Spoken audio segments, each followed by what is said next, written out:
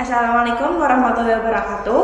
Perkenalkan, saya Dena Tia Pertiwi dengan NIM 240311019 akan menampilkan video roleplay tentang edukasi insulin kepada pasien diabetes. Permisi. Iya. Selamat siang, Ibu. Selamat siang, Ibu. Permisi, sebelumnya boleh sebutkan namanya Ibu dan tanggal lahirnya, Nggih? Enggak. Oke, baik Ibu. Amanah, Nggih. Ibu sebelumnya Pak saya boleh duduk? Boleh Kak, Ya, silakan. terima kasih, Nggih, Ibu. Permisi. Dengan Ibu siapa? Keluarganya? Iya, saya keluarganya Bu Amanda. Kebetulan saya anaknya. Oh, anaknya Bu Amanda, Nggih. Iya. Oke. Mbak, Bu, perkenalkan Nggih, saya perawat ya. Saya yang berdinas pada shift siang kali ini dari jam 2 sampai jam 9 malam.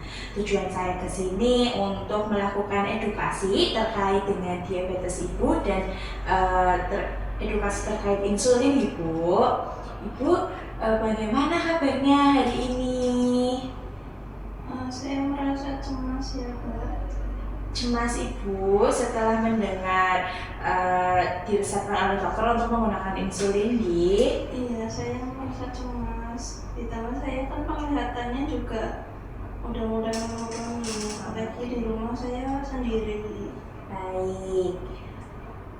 Ibu, apakah suara saya terdengar, Ibu? Terdengar jelas? Mungkin penglihatan Ibu sedikit kabur, Di, tapi Ibu bisa merasakan suara saya, Di, bisa didengarkan, Di. Oke, jadi Ibu, saya tahu perasaan Ibu takut, cemas, itu memang wajar Ibu, karena mungkin Ibu juga belum terlalu tahu Gi tentang insulin. Jadi saya akan memberikan edukasi terkait insulin Gi. Untuk Mbaknya juga tolong untuk didengarkan Gi, biar nanti bisa merawat ibunya dengan baik. Yesus. Oke, Ibu, Mbak, jadi insulin itu hormon alami yang sebenarnya diproduksi oleh tubuh untuk mengontrol gula darah, Nggih. Ibu juga gula darahnya 3 bulan terakhir ini tinggi, Nggih, Ibu, walaupun ibunya sudah rajin untuk minum obat, tepat waktu minum obatnya, tetapi insulin juga tetap dibutuhkan, Ibu. Jadi penyakit saya semakin parah ya? Bukan begitu Ibu, justru insulin itu dapat mencegah komplikasi Ibu seperti gangguan penglihatan, ginjal, dan saraf agar tidak semakin berat. Jadi Ibu, insulin diberikan dengan cara disuntik di bawah kulit, biasanya di perut, di lengan atas, atau di paha sesuai dengan resep dokter, Bi. Jadi insulin itu seperti ini. Ibu bisa melihat, barangkali mau dipegang biar lebih jelas. Iya sus, bagaimana? Ini kan ibu saya di rumah sendiri ya sus. Iya.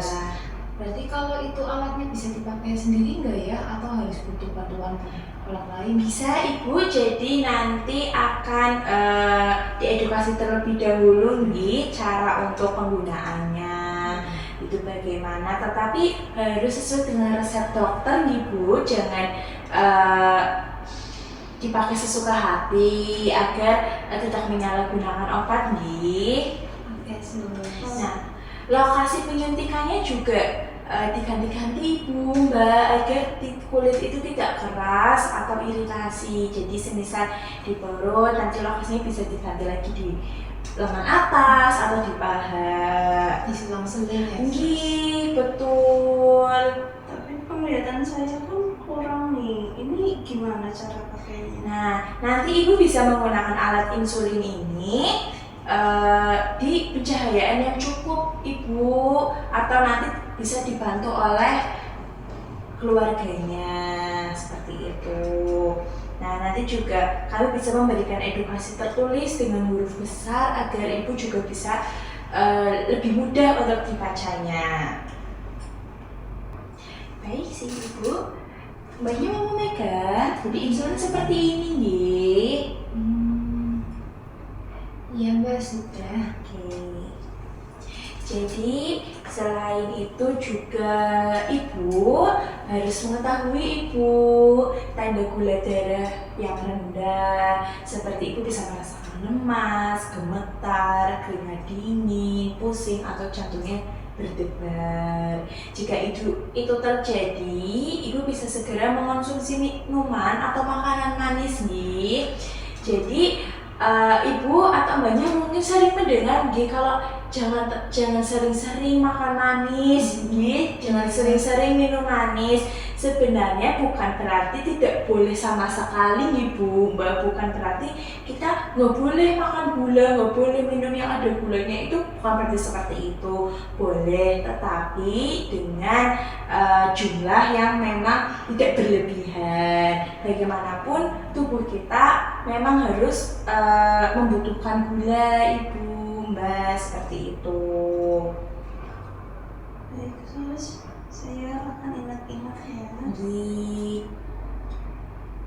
Jadi Ibu, agar mempermudah Ibu untuk menggunakan insulin, saya akan melibatkan Ibu nggih atau keluarga yang lain agar bisa membantu Ibu di rumah.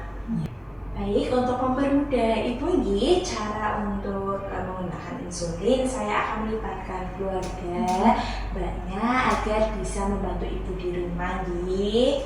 Nah, jadi Mbak, Ibu, ini kan insulin nggih. Jadi nanti insulin bisa dibuka seperti ini. Bentuknya seperti ballpoint nggih, Bu.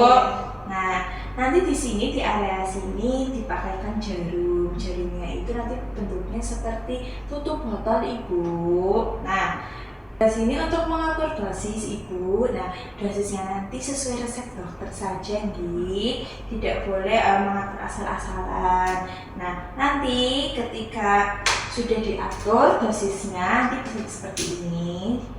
Diputar nggih. Nah, diputar harus sesuai anjuran dokter. Semisal nanti pakainya di area perut, kan bisa Ibu di area perut. Nah, nanti pakainya itu di area pusar, tapi dengan jarak 3 jari.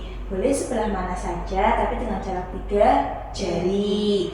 Nah, untuk posisinya 90 derajat nih, atau tegak lurus seperti ini.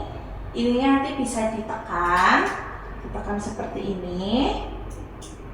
Nah, kalau sudah ditekan, ditunggu beberapa detik Ibu, jangan langsung dicabut nih. Ditekan, kalau sudah dicabut Ibu, seperti itu. Nah, jarumnya nanti bisa dibuang atau dipakai lagi. Tetapi kalau dibuang, buangnya tidak boleh sembarangan Ibu, karena ini jarum. Nah, kalau saya tutup seperti ini lagi. Gimana Ibu? Sudah paham?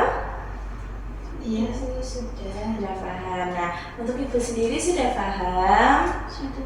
Menakutkan tidak Ibu? Sedikit menakutkan ya, karena ada jarumnya. Ya, tapi kalau baru pertama kali memang menegangkan Ibu, tapi lama-lama juga akan terbiasa.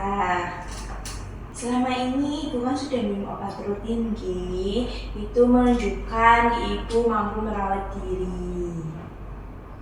Iya, kalau nanti diajarin lama-lama juga nanti saya akan coba. Itu keputusan yang sangat baik Ibu.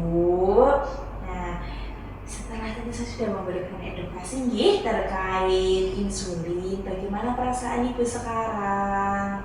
Saya jadi lebih tenang terus. Alhamdulillah sudah tenang Ibu. Alhamdulillah sudah tenang Ibu. Itu wajar Ibu, karena rasa takut akan berkurang seiring berjalannya waktu.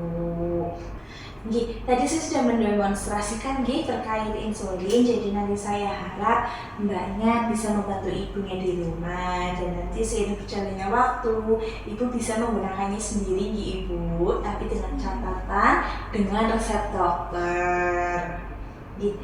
Apakah ada yang mau ditanyakan buat Ibunya dan Mbaknya terkait edukasi hari ini? Kalau saya sendiri sih cukup Mbak. Saya juga merasa tenang, ibu sudah lega dan tidak takut lagi. Alhamdulillah. Untuk ibunya sendiri bagaimana ibu? Untuk suntiknya sendiri pas kapan ya?